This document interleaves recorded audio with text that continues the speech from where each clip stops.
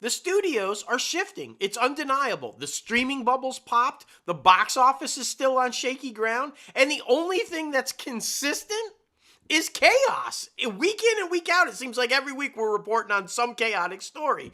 And the whole system that literally built the modern entertainment industry is being rewritten, it seems like daily, honestly. And get this, guys, you know the biggies, right? The big majors. But of all the major film studios that built Hollywood, you know them, Disney, Warner Brothers, Paramount, Universal, MGM, only one of them, the Walt Disney Company, is still a pure entertainment business that started as an entertainment business. But even they're kind of like creeping into tech, but I know it's scary to even think about because we're trying to think about what is the entertainment industry going to look like in 10 years because everyone is a part of something bigger. Warner Brothers currently merged with Discovery, obviously. Universal is owned by Comcast. Paramount is now a Skydance company. Amazon, of course, swallowed up the historic studio MGM. And Apple is all in on the movie and streaming business. It's absolutely wild to keep up with right now. Yeah, and you know what that means? The game's changed because it's not studio versus studio anymore, right? It's ecosystems fighting for dominance.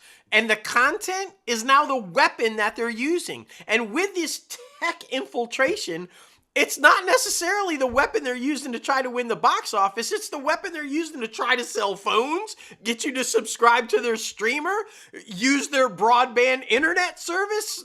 So that's crazy to me, right? Like, yeah, when I go back and look at 80s movies and I think about product placement, really product placement has taken over the entertainment industry because it's not even about movies that last anymore. It's more about feeding into those algorithms. What do people want? Or at least what do the companies think people want? And they want to keep you subscribed for at least another month because everybody's competing with everybody. But if you look at all the different streamers, it's like, this niche audience has this streaming service. This niche audience has this streaming service. Like, for example, older people subscribe to Prime or Paramount Plus because that's where the older people like to go and that's where their shows are, right? Sure. Like, I like all of them actually, and I think Max might be my favorite, but yeah, but we're not the normal people. We're not the normal people. That's true. But okay, so the tech infiltrating, right? Like, okay, they're buying up the studios. What does that mean? Well, there is an upside to it. Money. Tech companies have money. Apple has money. Amazon has money. The downside to it is they don't have a fucking clue how to run movie and television studios, so there's less risk. They're not taking the risks. And what they are banking on, like we talked about at the tease at the top of the show, is intellectual property that they own. They're banking on it. And so you get more sequels. You get more spin-offs. You get more cinematic universes of the characters in the IP that they own.